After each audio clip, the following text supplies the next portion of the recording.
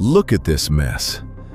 This isn't a high-mileage failure from a car that's seen a lifetime of abuse. This is a modern engine with less than 60,000 miles on the clock, and it is a total, catastrophic write-off. The repair bill? $11,000. Most people look at this and see an unlucky breakdown. I look at it, and I see a premeditated crime. When I conduct a factory audit, I'm not interested in the 5-star safety ratings or the sleek interior lighting.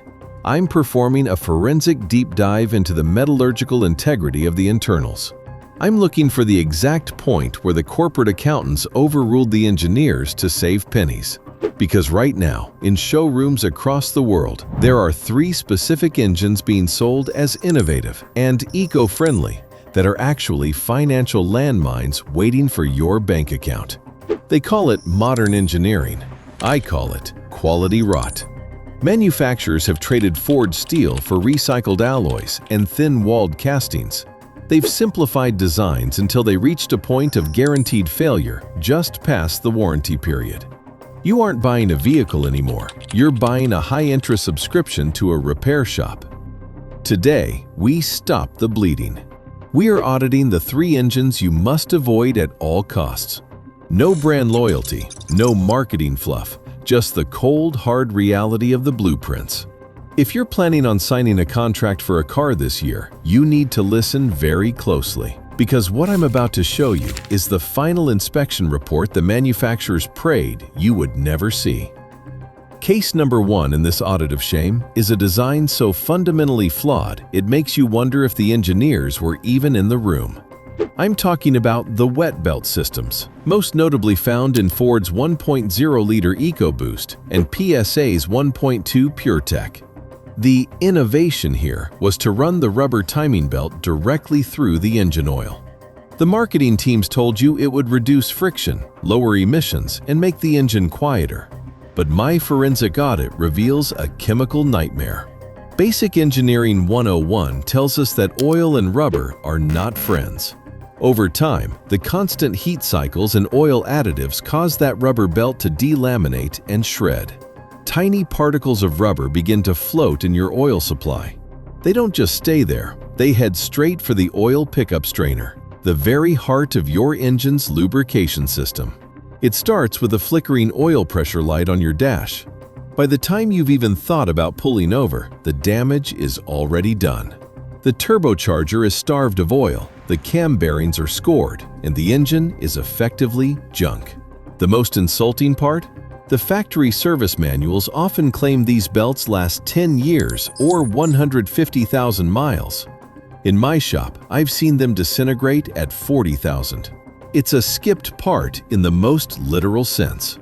Instead of using a reliable steel chain that might cost the factory $5 more per unit, they gave you a rubber fuse.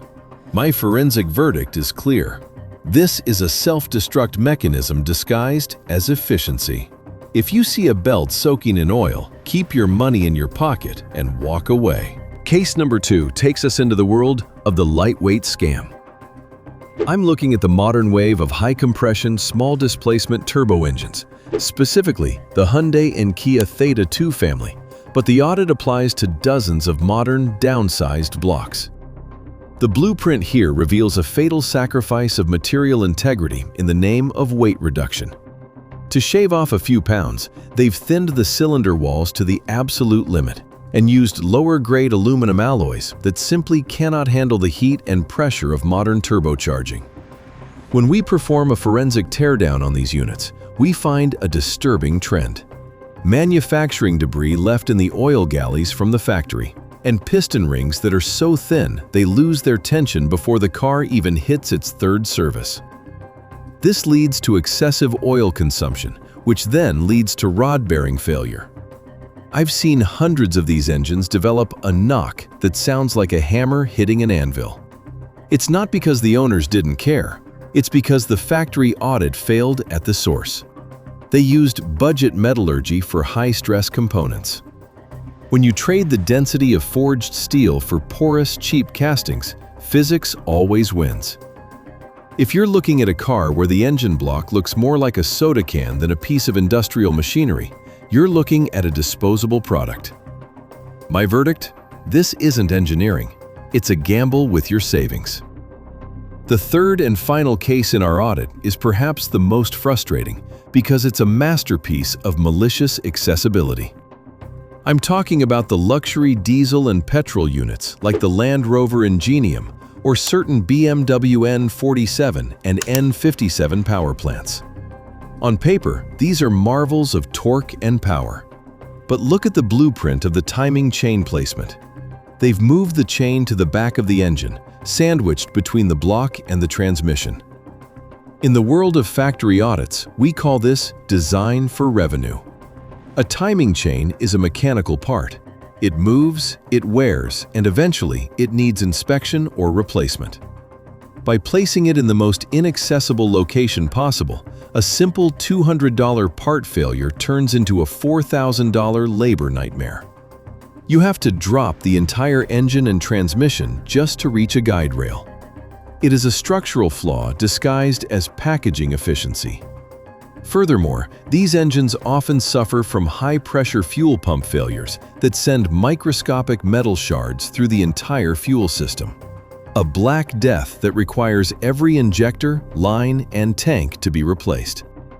The manufacturers know the failure rates, yet they continue to push 20,000-mile oil change intervals that accelerate the wear. It's an audit of greed. They've engineered a machine that is brilliant for the first owner and a total financial ruin for the second. My final forensic verdict: don't let the luxury badge blind you to the architectural nightmare underneath. If the maintenance requires pulling the heart out of the car for a basic wear item, the audit fails. Stop buying these engines before they turn your driveway into a graveyard of expensive metal. What we're seeing here isn't just a series of mistakes, it's a systemic shift in how things are made. After auditing thousands of these blueprints, the pattern is undeniable. They are no longer building machines to be maintained, they are building them to be replaced. They've replaced mechanical certainty with electronic complexity, and they've used that complexity as a shield to hide the quality rot happening deep inside the engine block. The real scam isn't just the plastic parts or the hidden timing chains, it's the lifetime myth. They tell you the transmission fluid is sealed for life. They tell you that 20,000-mile oil changes are perfectly fine. But whose life are they talking about? Not yours. They are talking about the life of the warranty.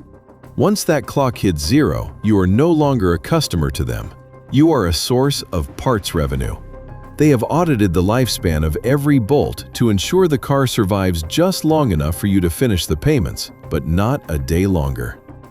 So, how do you fight back? How do you audit your own future purchases? First, stop falling for the new is better trap. Just because an engine has a cover with a shiny logo doesn't mean it has integrity. Look for simplicity. Look for engines with a proven track record of metallurgical stability. If a mechanic tells you a specific engine is a nightmare to work on, he's not complaining about the work, he's warning you about the architecture. Before you sign those papers, do your own forensic deep dive. Search for engine teardowns and common failure modes for that specific model. Don't listen to the salesman who's never held a wrench in his life. Listen to the metal. The blueprints don't lie, but the marketing brochures do.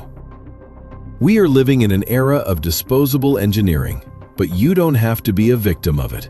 You have the power to vote with your wallet. By refusing to buy these financial landmines, you force the industry to reconsider their built-to-fail philosophy. Keep your money in your pocket, keep your eyes on the technical specs, and remember, an audit is the only thing standing between you and a $10,000 mistake. This was Factory Audit. Subscribe if you're ready to see the truth they've been hiding behind the hood.